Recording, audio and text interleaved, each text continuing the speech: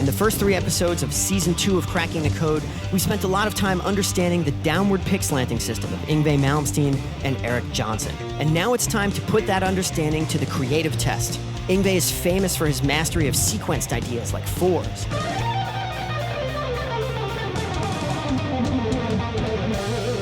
And Eric Johnson is famous for his mastery of the pentatonic scale. And if we join these two aesthetics, we can do some really awesome things.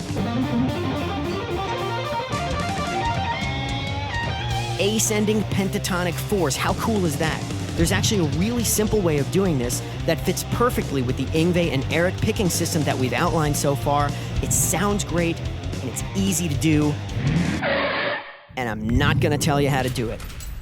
And that's because you are gonna tell us. If you can figure out the picking pattern to ascending pentatonic fours, we will give the first 5 correct responses a free Masters in Mechanics subscription. Here's how it works. Send your solutions to support@troygrady.com. That's the email address. You can send us tablature. You can type it out in an email, however you like.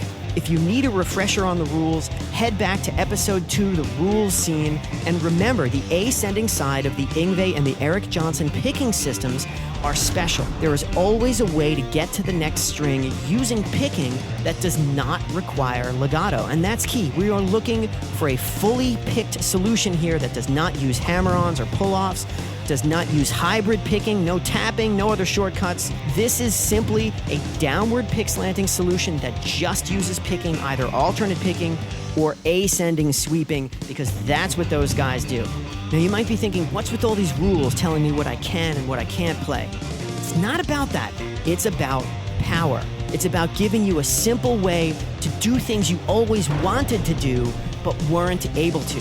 Think about it. When was the last time you heard fully picked pentatonic fours in a rock solo? Almost never, right? And yet fours is a very common rhythm, and a pentatonic scale is certainly very common. If more players knew how to do it, more players would be doing it. But the great alternate pickers like Al Di Meola, John McLaughlin, they don't really play this lick. Eric Johnson and Yngwie Malmsteen don't play this lick.